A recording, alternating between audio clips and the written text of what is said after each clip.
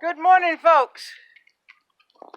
I'm going to show you, there's been a suggestion that I show you folks how I do my food fermenting. That's what mine looks like right now in the bucket.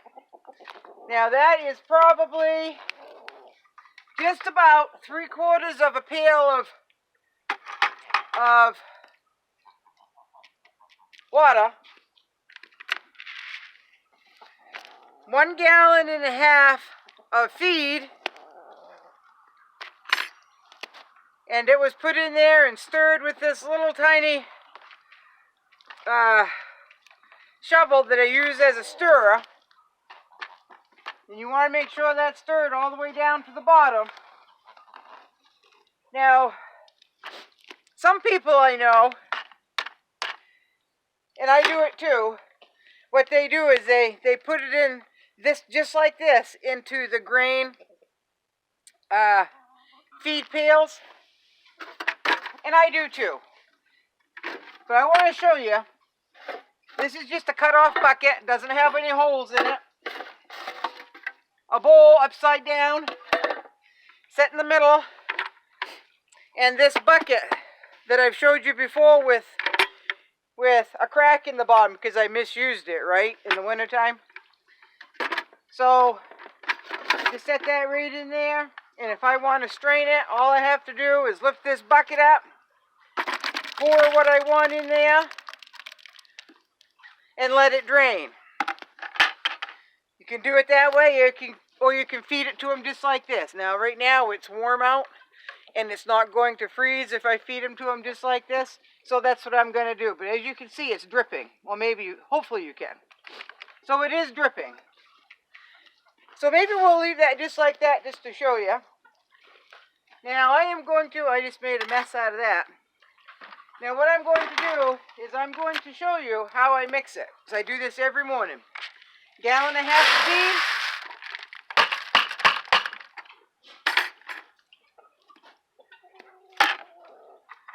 And then water. Now, what I do is I put a little bit in, and then I stir it.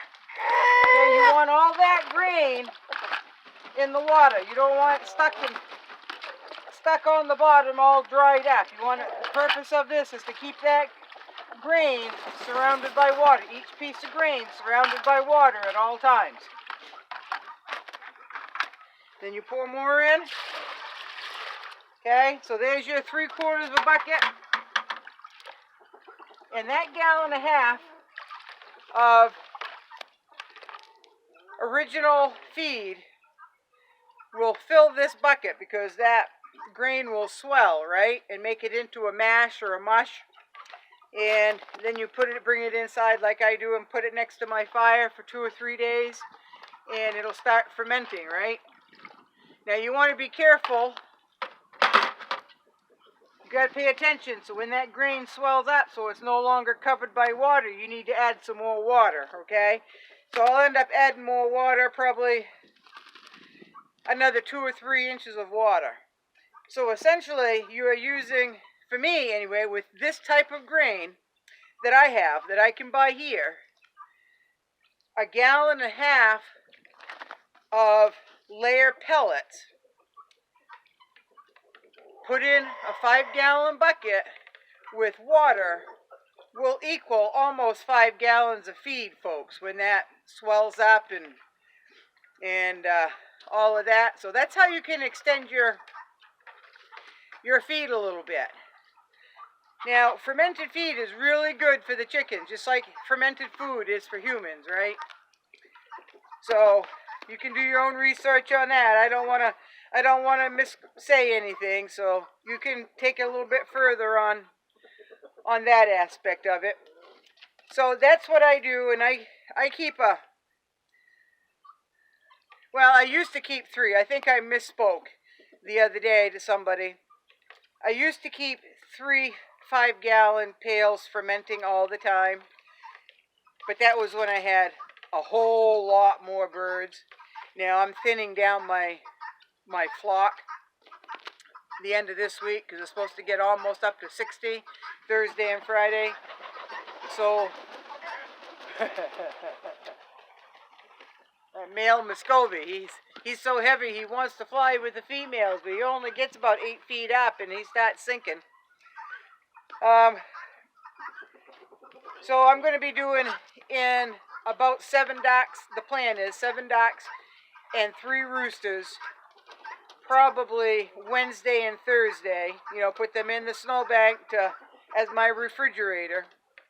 And then I will be putting a canner or 2 through of duck and rooster on Friday when it's supposed to be warm. So right now, really, technically, all I need with the amount of birds I've got currently is, well, I try to do 2 5-gallon pails of fermented feed. So this is dripping. This is dripping. But I'm going to feed it to them just like that, I think. Now you can drain that down so you can make it into like a snowball. It's all up to you and how you want it. My birds don't care. My birds just don't care what it is, and they eat every bit of it. But I think I'm going to leave that there to show you what it looks like. Yeah, it's draining. But it'll take a little bit, right? Because that's, one, that crack isn't very big, and that's like, I don't know, runny oatmeal, folks. It's like runny oatmeal. Now let me tell you a funny story. You know, I know, let me put this up. Not that you need to see my morning face, but I don't know if we're going to be, I don't know.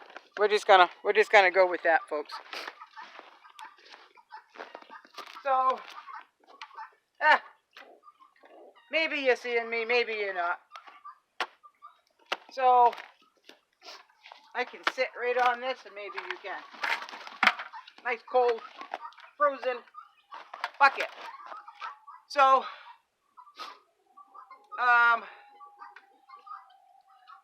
friend of mine's friend, he ferments corn because he makes his own alcoholic beverage, right? So he brings over 2 or 3 gallons of fermented cracked corn for my birds. Now what I do is I try to ration that out, right? I've got the older hens, the older chickens, they'll eat a little bit, and then they realize that, you know, they're not feeling quite right, so they'll kind of back off. But the younger birds, and I'm talking like 3 or 4 month old chickens, they will eat that, they will gobble it right up, and the next thing you know, honest to God, you can see their eyes. They're getting a little buzz. They're getting a little buzz, and next thing you know, they're pecking and they're kind of swaying a little bit, and so I tried to get the feed up before that. That's only happened once. I try to pick the bowl up so they don't get intoxicated, right? We don't need drunk chickens. But one day I wasn't home, and this gentleman came and delivered that, and he set the whole bowl right there and was enjoying. He wasn't putting 2 and 2 together that, you know, that's fermented feed and that's a small bird, and, you know, they may get drunk off it.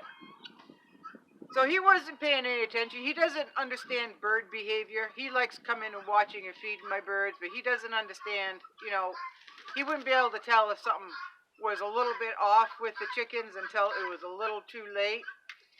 Well, it was a little too late, folks, when I came home and found him in my yard with that fermented corn. I had, you know how some people, they'll just do in excess. The food is there. They'll eat and eat and eat and eat and eat until they get sick, right? Or drink or eat candy like that. Well, I had one 3 or 4 month old hen that she liked that corn and she was going to continue eating, and she wasn't stable on her feet, folks, and she kept going sideways and stretching out a wing like it's a third leg, trying to catch herself from falling, completely over sideways. And then she just fell. Just like her legs were taken right out from underneath her, she just fell right there. That chicken was drunk, folks. I went over and picked it up and tried to get it to stand up. No, it fell right over sideways. So I picked it up and tried to steady the bird, right? That chicken needed to sleep it off. So I picked her up and I brought her in on one of the nest boxes and closed a little paper curtain so she could have some privacy while she slept that corn off. So I try to limit the fermented corn, because not only was this fermented for their alcoholic beverage, it had also been sitting in that warm garage for 2 or 3 days before he brought it over here. And it was fizzing, folks. It was fizzing. So if you're going to do that, folks, moderation, and excessive fermentation is probably not so great of an idea for your birds. Alright? So I've got some ducks over here, and the little wee one, the little runt that got upside down in the snow, she's friendly. She won't let me pick her up, though. There's too many other ducks around. When she's by herself, she'll let me pick her up. But when she's around other ducks, it's not the cool thing to do, right? But when she's by herself, she wants to be cuddled. Typical teenager, right? Typical teenager.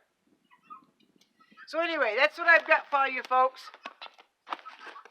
That's what I've got for you. I'll keep stirring this. The grain is breaking down.